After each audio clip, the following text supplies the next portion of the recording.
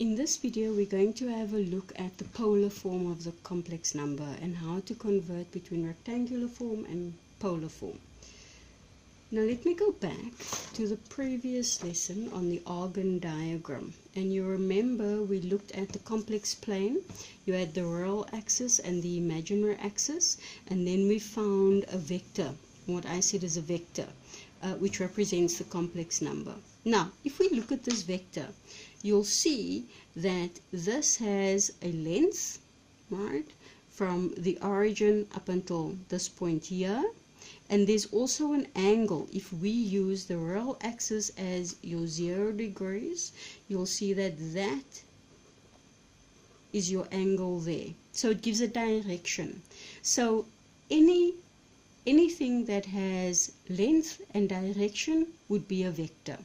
Okay? The length of this vector here we're going to call r.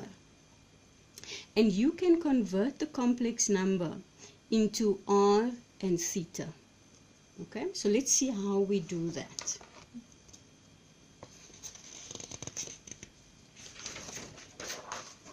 Okay, now let's say we have a complex number equals x plus yj, and that, you recall, is what we call rectangular form. Okay, we can put that onto an Argand diagram. If we draw it like this, you have the real axis and you have your imaginary axis. Okay, and we said the real part is your value there, your imaginary part will be your value here, right? And if you connect these two, you will get something that looks like this. Okay, now the length of that line we're going to call r, and that angle which gives a direction is theta. Okay, that means that the length on this side is going to be y, and this length here is going to be x. Right? That angle is also 90 degrees, which is important because it means that we can use the theorem of Pythagoras. And using the theorem of Pythagoras, you can find the value of r. Okay, so you'd be able to find the length of that. You can also find what theta is, right, by using your trigonometric ratios. But what I want to do first is I want to convert that z equals x plus yj to be in terms of r and theta. Right? So I'm going to use trig ratios to do that. So if I have x over r is going to be, if I'm standing here, you've got adjacent over your hypotenuse, which is going to be cos of theta. That means that x is r cos theta. Right? Y over r is going to be opposite over hypotenuse, which is going to be sine of theta.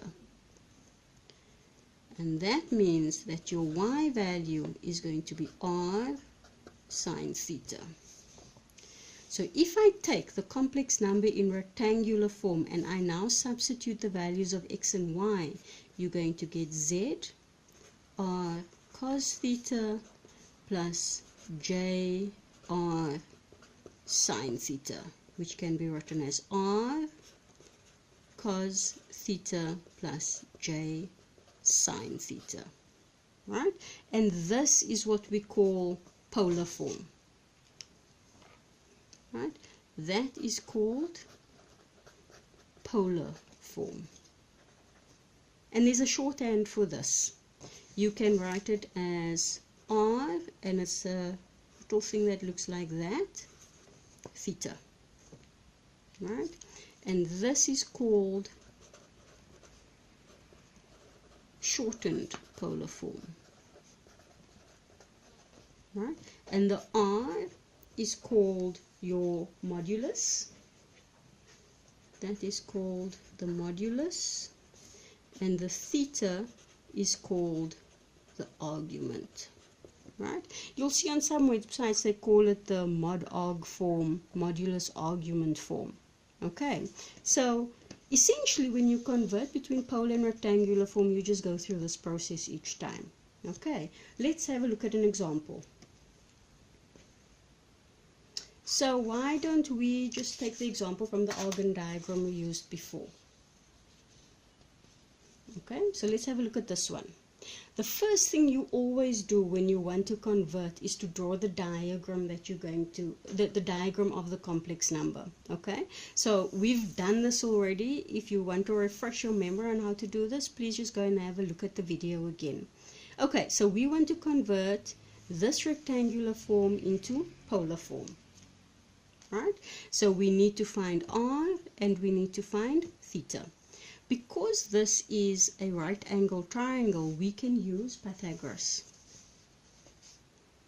Right, so Pythagoras says that r is going to be the square root of x squared plus y squared. Right, so in this case here, your x is going to be 2 and your y is going to be 3. Right, and you end up with the square root of 13. Okay, in order to find theta, we want to find this value here, and we can just use the trig function. So these two values you know. If you haven't done r yet, you could even use r if you wanted to, but you can stick to the x and the y value. Right, and that is going to be, that's y, that's x, so it's going to be opposite over adjacent, which means you're looking at the tan value. So it's going to be tan of theta equals y over x, which in this case is going to be 3 over 2.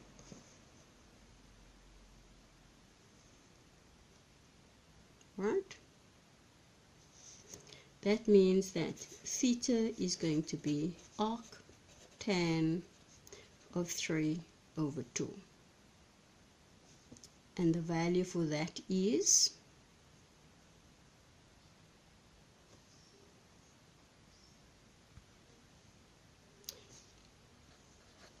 56.3 degrees.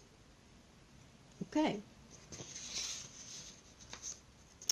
Then we've got r and we have theta, which means we can write this in polar form. So then z is going to be r, which is the square root of 13 times cos 56.3 degrees plus j sine 56.3 degrees, which is the same as writing it as 13 56.3 degrees. Okay, so that is your modulus and that is the argument of your complex number. Right, let's try another example. Let's have a look at the second exercise we did in the Argand diagram. Right, and if you don't remember how we drew this, please again just go back and have a look at the video on this. So we had the complex number minus 2 plus j. We drew our vector like this. Your direction is going to be from your reference point, which is your horizontal, all the way around to where the vector is. So that is going to be your theta. Yeah? The length of the vector is going to be r. So we want to convert from rectangular to polar form, which means you need to find your modulus and your argument. In order to find your modulus, we use Pythagoras. So r is going to be equal to the square root of, it would be 1 squared minus 2 squared